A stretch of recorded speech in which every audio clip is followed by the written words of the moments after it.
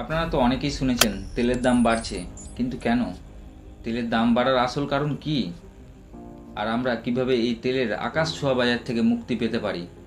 আমরা এই ভিডিওতে শুধু সমস্যাই নয়, সমাধান নিয়েও আলোচনা করব।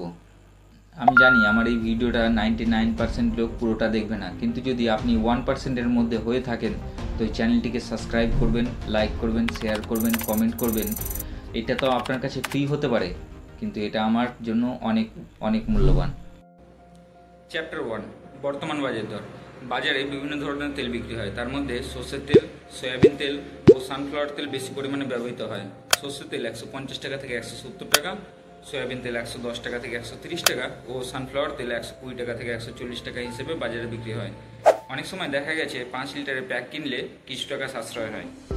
চ্যাপ্টার 2, দাম বাড়ার কারণ। তেলের দাম হঠাৎ করে কেন এত বাড়লো? আন্তর্জাতিক বাজারে তেলের দাম বেড়েছে। ভারত সয়াবিন ও সূর্যমুখী তেল বিদেশ থেকে আমদানি করে। ডলার, যুদ্ধ, যেমন ধরুন রাশিয়া, ইউক্রেন, ইসরায়েল, ইরান, এইসবের কারণেই তেলের উপর প্রভাব পড়েছে। পয়েন্ট নাম্বার 2, জ্বালানির দাম বেড়েছে। জ্বালানির দাম বেড়েছে তাতে আমাদের কি? রাইট? একদমই ভুল।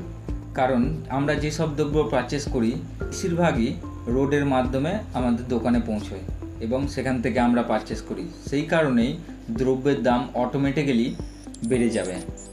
পয়েন্ট নাম্বার 3, ফসল কম হয়েছে। এবছর আবহাওয়া খারাপ থাকার জন্য সরিষার চাষ তুলনামূলকভাবে কম হয়েছে, যে জন্য চাহিদা বেশি, সাপ্লাই কম। পয়েন্ট নাম্বার 4, কিছু কিছু স্টকার আছে যারা মূলত দাম বাড়ানোর জন্য প্রথমে মালটাকে স্টক করে নেয় এবং পরবর্তীতে সেই দামটা যখন বৃদ্ধি পেয়ে যায় তখন সেই মালটা ধীরে ধীরে সাপ্লাই করে। সেই কারণে দাম ওঠানামা করতে থাকে। পয়েন্ট নাম্বার 5, সরকারি ভর্তুকি অনেক জায়গায় কমেছে, যে কারণে অনেক জায়গায় দাম বৃদ্ধি পেয়েছে। কোন তেল স্বাস্থ্যকর, কোন তেল সাশ্রয়ী? সর্ষের তেল দেশি কিন্তু দামে একটু বেশি, তবে তার তুলনায় সয়াবিন তেল, সানফ্লাওয়ার তেল একটু কম।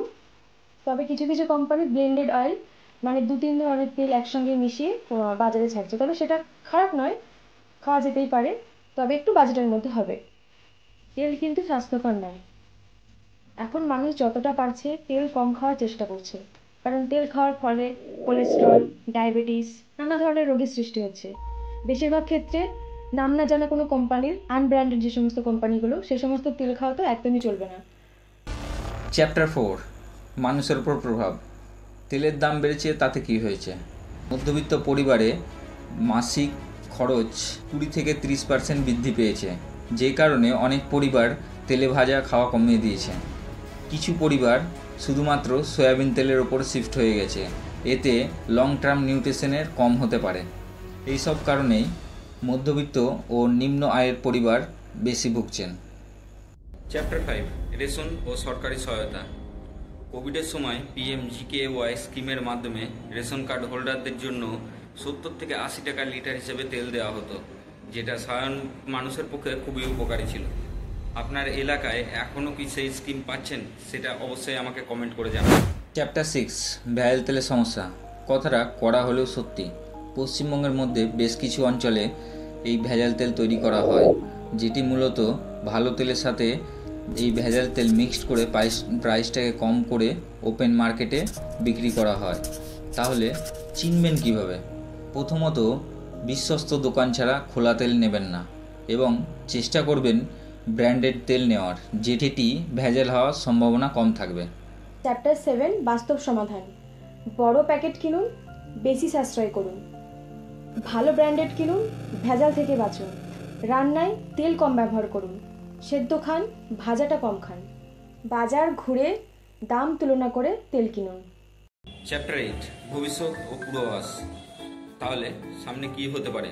নতুন সরষে বাজারে এলে দাম কিছুটা হলেও কমতে পারে। মূলত সেপ্টেম্বর, অক্টোবর, নভেম্বরের দিকে নতুন সরষে বাজারে আসে। তাছাড়াও সরকার যদি ভর্তুকি বাড়ায়, তেলের আমদানির উপরে ছাড় দেয়, তাহলে দাম কন্ট্রোলে আসতে পারে। তাই আপাতত নিজের বাজেট বুঝে চলুন, সতর্ক থাকুন। ভিডিওটি ভালো লেগে থাকলে একটি লাইক করে দেবেন আর চ্যানেলটিকে সাবস্ক্রাইব করে দেবেন।